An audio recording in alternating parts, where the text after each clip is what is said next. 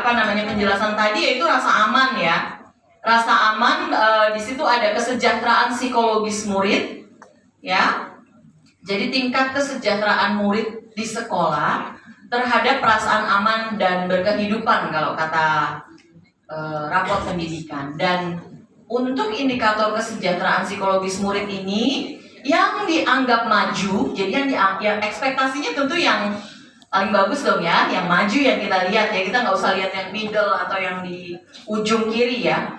Yaitu peserta didik merasa aman, nyaman, dan sejahtera ketika berada di lingkungan sekolah. Ya, yang kedua adalah kesejahteraan psikologis guru. Jadi selain murid, juga guru teman-teman. Ya, tingkat kesejahteraan guru ketika berada di lingkungan sekolah dan saat mengajar.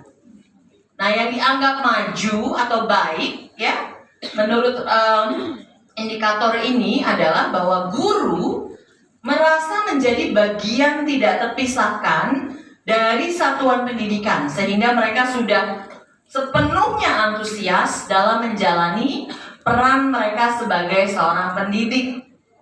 Ya, itu yang kedua. Ya. Yang ketiga itu terkait dengan perundungan, elemen yang ketiga nih. Perundungan itu apa sih? Ya.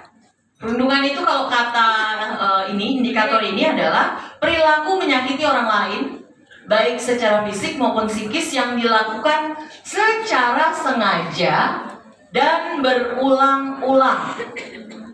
Ya. Nah, yang dimaksud aman menurut indikator iklim keamanan sekolah ini adalah bahwa sekolah aman dari kasus perundungan.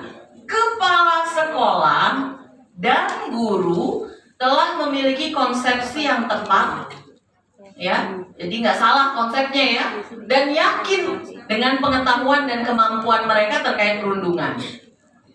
Itu yang ketiga. Yang keempat, hukuman fisik, ya, tingkat aktivitas yang berkaitan dengan pemberian hukuman fisik untuk meningkatkan disiplin murid.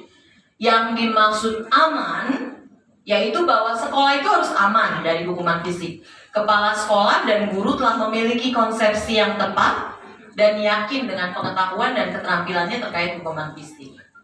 Yang kelima, kekerasan seksual. Ya, ini juga sama teman-teman.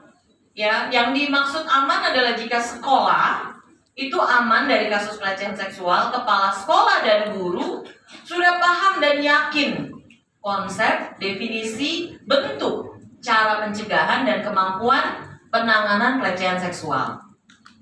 Yang terakhir apa? Narkoba, ya.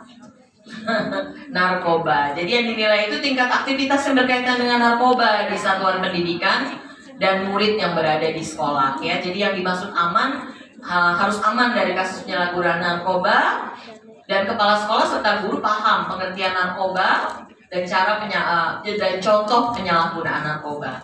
Nah, itu kan indikator-indikatornya dari iklim keamanan sekolah yang disebutkan oleh rapor pendidikan, ya. Jadi kita gampang lihatnya dari situ sebenarnya. Nah, tapi yang perlu dipahami oleh kita semua teman-teman, karena tadi kan ada ide-ide gagasan-gagasan luar biasa ya, yang di-share oleh teman-teman di ruangan iklim keamanan sekolah ya. Dan juga saya yakin di iklim kebinekaan, kualitas pembelajaran, dan lain-lain juga gagasannya pasti keren-keren ya. Tapi yang mungkin saya ingin ingatkan ya teman-teman semua, bahwa ketika sekolah berupaya untuk membuat sebuah framework ya atau kerangka kerja gitu ya untuk memastikan iklim keamanan sekolah, iklim kebinekaan dan lain sebagainya ya, yang patut dipahami adalah bahwa ini adalah sebuah upaya multidimensi teman-teman. Ya, multidimensi yang melibatkan banyak unsur sebenarnya. Jadi nggak bisa, misalnya nih kita ngomongin iklim keamanan sekolah, kita cuma ngomongin soal kebijakannya saja, misalnya, ya. Tapi kemudian kita luput tidak membuat misalnya pengumpulan datanya gimana, ya. kemudian tidak mengukur gitu ya ketercapaian program yang dijalankan untuk menanganinya gimana. Guru-gurunya luput untuk diberikan misalnya pelatihan atau diberikan edukasi tentang yang dimaksud dengan iklim keamanan itu apa, bersikap aman itu apa. Tahu nggak guru misalnya kalau berada berduaan di ruangan sama murid, nggak boleh di ruangan yang tertutup, gitu ya. Nah itu kan sesuatu yang harus diketahui oleh guru gitu ya, supaya mereka tidak berada dalam posisi vulnerable, ya posisi-posisi yang bisa disalahartikan misalnya. Ya, kalau kita ngomongin kekerasan seksual kan banyak tuh bentuknya. Ya, jadi itu kan harus ada upaya sengaja dari sekolah untuk membangun itu. Ya, gurunya sudah, muridnya sudah, orang tuanya gimana? Ya, karena kadang-kadang jangan salah. Ya, kadang-kadang ada juga ini yang mungkin nggak terjadi di sekolah, terjadi di luar, tapi kemudian berakibat pada murid-murid kita, ya. Atau gimana dengan Pak Bon di sekolah, ya, tukang kebun di sekolah kita, tukang parkir di sekolah kita, tahu nggak mereka, ya, yang dimaksud dengan menciptakan keamanan di sekolah itu kayak apa? Tahu nggak peran mereka apa, gitu ya? Makanya disebutnya ini multidimensi. Kita kalau lihat itu nggak bisa satu-satu gitu ya. Oke, hari ini mungkin saya dengar banyak sekali tuh ya ide-ide bagus ya. Ada apa tadi? Ada saya sampai bilang saya harus bikin kamus akronim nih. Karena programnya semua akronim teman-teman. Sampai saya lupa, ada Sitaling, ada Segara Kidul, ada ada banyak Metaduti, nah ada banyak lah ya itu gagasan-gagasannya. Nah, itu nggak bisa satu itu saja cukup gitu ya teman-teman.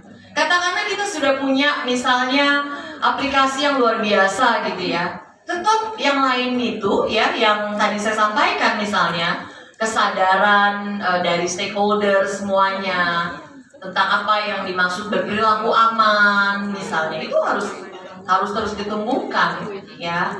Jadi bukan cuma murid, guru, orang tua, tapi stakeholder itu kan termasuk librarian ya. Kalau adalah petugas perpustakaan, tahu nggak bahwa jangan-jangan perpustakaan itu jadi tempat yang harus betul-betul diawasi ya, karena kan mungkin ketutup, ada rak-rak buku segala macem, mungkin bisa jadi tempat yang beresiko gitu misalnya ya. Ini kan kalau kita tidak bangun bersama dengan seluruh stakeholder sekolah, ini tidak akan terjadi ya. Jadi itu yang mungkin harus disadari ya, nggak bisa cuman satu elemen saja, satu bagian saja yang kita perhatikan ya, harus dibarengi dengan yang lain-lain ya. Yang habis iya.